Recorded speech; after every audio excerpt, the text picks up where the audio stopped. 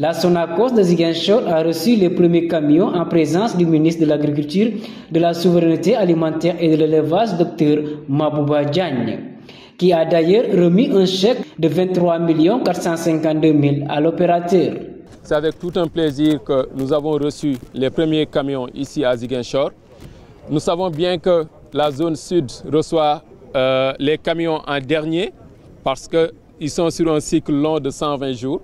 Mais quand même, nous avons été très ravis de recevoir les premiers camions de nos partenaires, les opérateurs. En plus de cela, nous avons eu l'honneur d'avoir notre ministre de tutelle, Dr Mabouba Diagne, qui est venu donc assister et remettre le premier chèque à l'opérateur qui a fait venir ces camions pour le déchargement. Aujourd'hui, nous réitérons notre engagement pour l'excellence opérationnelle. Donc, maximum 48 heures, on décharge tous les camions. Maximum 48 heures, on paye tous les chèques. Donc, tous ceux qui amènent leur stock, on les paye le plus rapidement possible. Le directeur général de la Sonacos a profité de cette occasion pour lancer un appel aux agriculteurs. Nous lançons encore une fois un appel aux producteurs, aux agriculteurs de ne pas brader leur stock, de ne pas vendre à un prix moins que le prix qui est homologué par l'État. Ne pas aller sur les loumans, de travailler avec les opérateurs et de faire venir leur stock dans les sécos de la Sonacos. Un budget de 120 milliards a été alloué pour la subvention de la campagne agricole, nous dit M. le ministre de l'Agriculture, de la Souveraineté alimentaire et de l'élevage. Je tiens à remercier son Excellence le Président de la République, le Président Ousmane Sonko, l'ensemble du gouvernement pour le soutien qu'ils ont donné au monde rural. Son Excellence le Président de la République et le Premier ministre nous ont donné des subventions records de 120 milliards de francs CFA. C'est du jamais vu.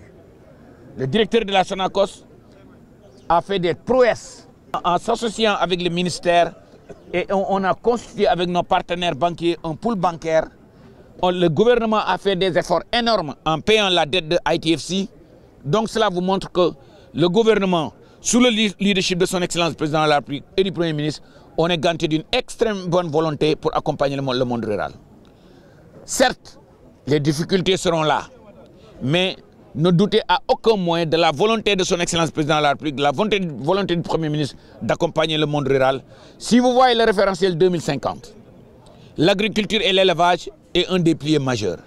L'agriculture et l'élevage font partie des moteurs de croissance.